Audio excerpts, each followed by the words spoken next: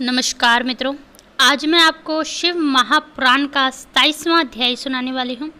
मान्यता है कि श्रावण मास में शिव महापुराण की कथा को सुनने से महादेव अत्यंत प्रसन्न होते हैं। ब्रह्मा जी कहते हैं, नारद परमात्मा महादेव की बात सुनकर और उनके आनंद दया रूपी रूप का दर्शन करके पार्वती को बड़ा हर्ष हुआ। उनका मुख प्रसन्नता से खिल गया। वे बहुत सुख का अनुभव करने लगी। फिर उन महासाध्वी शिवा ने अपने पास ही खड़े हुए भगवान शिव से कहा। पार्वती बोली, देवेश्वर आप मेरे स्वामी हैं। प्रभु, पूर्व काल में आपने जिसके लिए हर्षपूर्वक दक्ष के यज्ञ का विनाश किया था, उसे क्यों भुला दिया था? वे ही आप हैं और वही मैं हूँ। देवेश्वर, इस समय मैं तारकासुर से दुख पाने वाले देवताओं के कार्य की सिद्धि के लिए रानी मेनका के गर्भ से उत्पन्न हुई हूँ। देवेश, यदि आप प्रसन्न हैं और यदि मुझ पर कृपा करते हैं तो मेरे पति हो जाइए। ईशान, प्रभु मेरी ये बात मान लीजिए। आपकी आज्ञा लेकर मैं पिता के घर जाती हूँ। अब आप अपने विवाह रूप परम उत्तम विशुद्ध यश को सर्वत्र विख्यात कीजिए। नाथ, प्रभु आप तो लीला करने में कुशल हैं, अतः मेरे पिता हिमवान के पास चलिए और याचक बनकर उनसे मेरी याचना कीजिए। लोक में मेरे पिता के यश को फैलाते हुए आपको ऐसा करना चाहिए। इस तरह आप मेरे संपूर्ण गृहस्थाश्रम को सफल बनाएंगे। तब प्रसन्नतापूर्वक ऋषियों से मेरे पिता को सब बातों की जानकारी कराएंगे। तब मेरे पिता अपने भाई बंधुओं के साथ आपकी आज्ञा का पालन करेंगे। इसमें संदेह नहीं है। जब मैं पहले प्रजापति दक्ष की कन्या थी और मेरे पिता ने आपके हाथ में मेरा हाथ दिया था, उस समय आपने शास्त्रोक्त विधि से विवाह का कार्य पूरा नहीं किया। मेरे पिता दक्ष ने ग्रहों की पूजा नहीं की, अतः उस समय विवाह में ग्रह पूजन विषयक बड़ी भारी त्रुटि रह गई। इसलिए प्रभु महादेव, अब की बार देवताओं के कार्य की सिद्धि के लिए आप शास्त्रोक्त विधि से विवाह कार्य को संपन्न करें। विवाह की जैसी रीति हो उनका पालन अवश्य करें।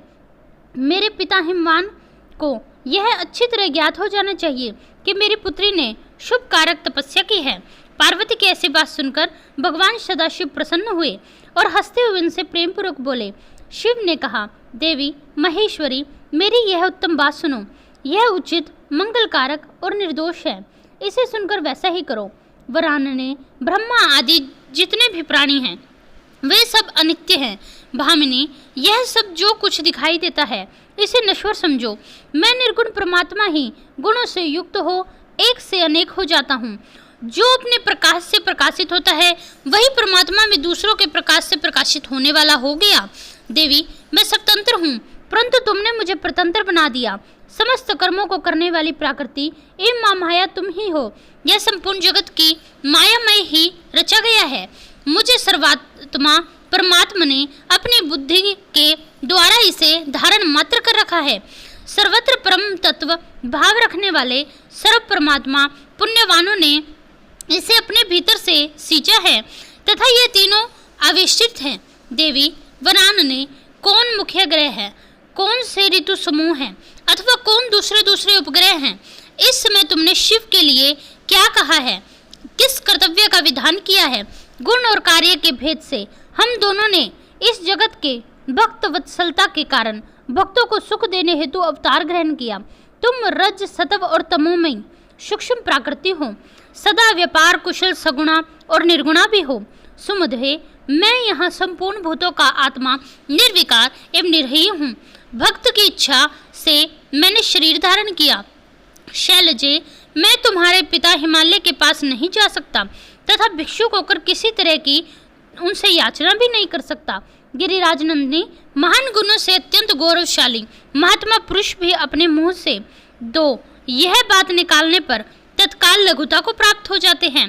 कल्याणी, ऐसा जानकर हमारे लिए क्या कहते हो? भद्रे, तुम्हारी आज्ञा से मुझे सब कुछ करना है, अतः जैसी तुम्हारी इच्छा हो वैसा ही करूँगा। महादेव जी के ऐसा कहने पर सती साध्वी कमल लोचना महादेवी शिवा ने उन भगवान शंकर को बारंबार भक्ति भाव से प्रणाम किया। पार्वती बोली, हे नाथ, आप आत्मा हैं और मैं प्रकृति। इस विषय में विचार करने की कोई बात नहीं। हम दोनों स्वतंत्र और निर्गुण होते हुए भी सगुण हो जाते हैं। शंभो, प्रभु आपको प्रयत्न पूर्वक मेरी प्रार्थना के अनुसार कार्य करना चाहिए।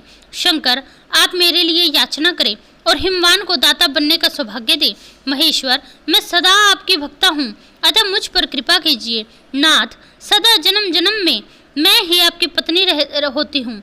आप परब्रह्म परमात्मा है, निर्गुण है, प्रकृति से परे, निर्विकार, निरही एवं स्वतंत्र परमेश्वर है। तथापि भक्तों के उद्धार में संलग्न होकर यहाँ सगुन हो जाते हैं। सर्वात्मा राम होकर भी लीला विहारी बन जाते हैं, क्योंकि आप नाना प्रकार की लीलाएं करने में कुशल हैं। महादेव, महेश्वर, मैं अब सब प्रकार से आपको जानती हूँ। सर्वज्ञ, आप बहुत कहने से क्या लाभ, मुझ पर दया कीजिए। नाथ, महाहनु, अद्भुत लीला करके लोक में अपने सुयश का विस्तार कीजिए, जिसे गा गा कर लोग अनायास ही भवसागर से पार हो जाए। ब्रह्मा जी कहते हैं, नारद, ऐसा कहकर गिरिजा ने महेश्वर को बारंबार प्रणाम किया। मस्तक झुकाकर हाथ जोड़कर वे चुप हो गई। उनके ऐसे कहने पर महात्मा महेश्वर शिव लोक लीला का अनुसरण करने के लिए वैसा करना स्वीकार कर लिया। पार्वती ने जो कुछ कहा उसी को प्रसन्नतापूर्वक करने के लिए उदित होकर वे हंसने लगे। तदंतर हर्ष से भरे हुए शंभु अंतर्ध्यान हो कैलाश को चले गए।